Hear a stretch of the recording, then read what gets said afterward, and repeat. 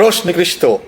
Ang mensahe sa cross ni Kristo dili lamang simbolo sa kasakit ug pagantos, kundi ang labing dako nga timaan sa gugma sa Dios nga kanato kalawasan ug kadaugan batok sa sala ug kamatayon. Mga giawhag kita nga matinumanon sa pagpas-an sa atong kaugalingong mga cross diya sa mga kalisdanan ug pag-antos matag adlaw sa atong kinabuhi. Iduyog nato sa sakripisyo ni Jesus.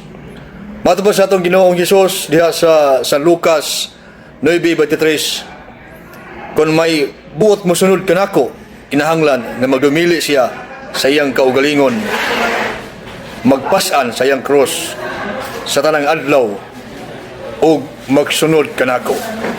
Ang cross timaan sa walay katapusang gugma, a sign of indefinite love sa Dios nga kanato. Kaya diya sa Roma 5:8, apan gipakita sa Dios kanato ang gidakon sa iyang pagkigugma kanato, kaysa makasasala pa kita nagpakamatay si Kristo alang kanato.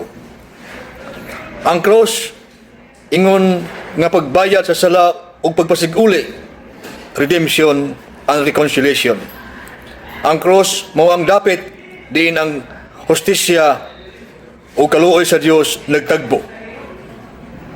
Ipas-an ni Jesus ang silot nga angay kanato aron mapahiuli ang relasyon sa tao o sa Dios. Sa 1 Pedro 2:24, dito sa cross kidala ni Kristo diha sa iyang lawas ang tanantang mga sala aron dili na kita magpakasala kundi magkinabuhi na nga matarong. Ang cross ingon nga kadaugan, the triumph of the cross.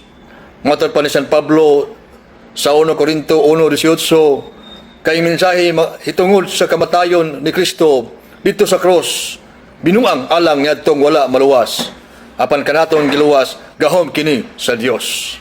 Ang cross ug ang Eucharistia, the cross and the Eucharist, ang sakripisyo sa cross ngadto sa Kalbaryo ug ang sakripisyo sa misa, Eucharistia, usara. Sa matag sa ulog sa santos nga sakripisyo sa misa, gihimo ang dili duguon nga paagi. Lucas 22:19, mao kini ang akong lawas o gihatag alang kaninyo, buhatan ninyo kini agig paghandom kanako.